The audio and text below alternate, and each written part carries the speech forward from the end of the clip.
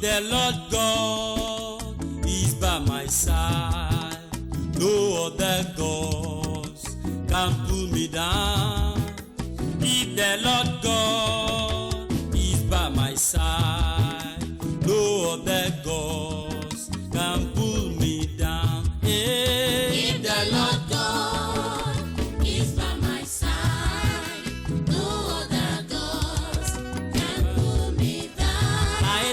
If the Lord God is by my side, no other gods can pull me down.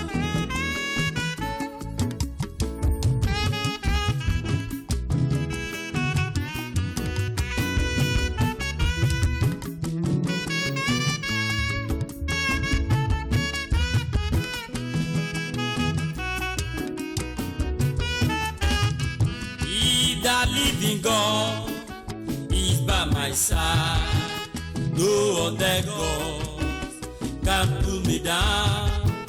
If the Lord God is by my side, no other gods can pull me down. Hey. If the Lord God is by my side, no other gods can pull me down. If the Lord God is by my side, no other God can pull me down. Tọ́lọ́run alààyè bá ń bẹ pẹ̀lú mi, kò sọ́lọ́run náà tó lè bí mi ṣubú. Tọ́lọ́run alààyè bá ń bẹ pẹ̀lú mi, kò sálágbára náà tó lè bí mi ṣubú. If the Lord God is by my side, no other gods can pull me down.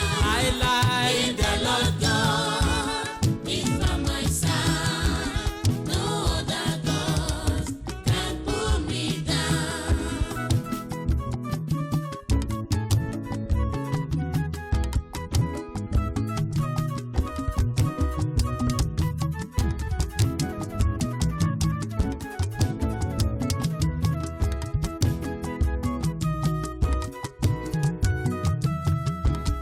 Ọlọ́run alààyè dúró ti Ṣédrákì, Méṣákì àtàbẹ́dínígò.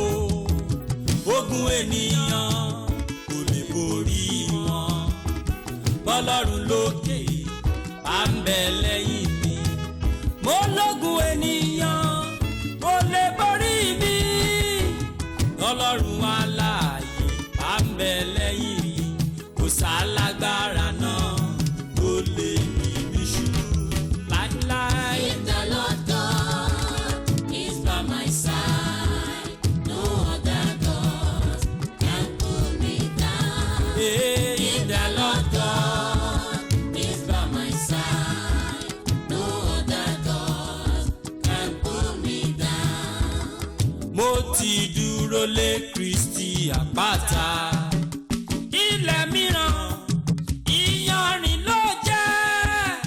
Èmi ti dúró lé Kristi àpáta, ilẹ̀ mìíràn ìyanrìn ni.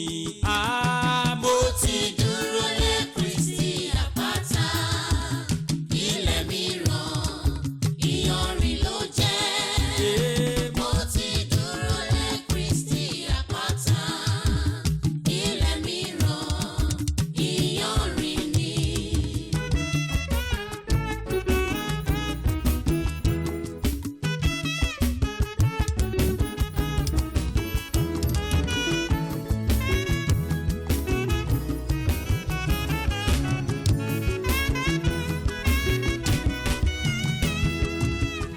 Èmi ti kọ́lé mi sórí àpáta, àpáta tí kì í yẹ̀, tí kì í yẹ̀ rárá. Jésù Kristi ó ní àpáta náà, òun nípìlẹ̀ṣẹ̀ àti òpin.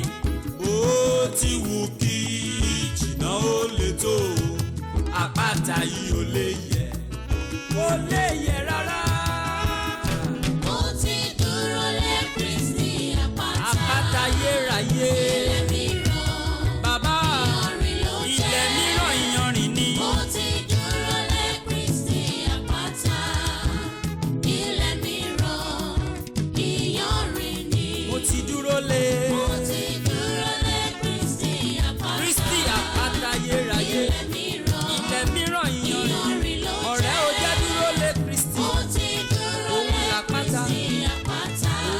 lè gbé ọ̀rọ̀ títí láéláé.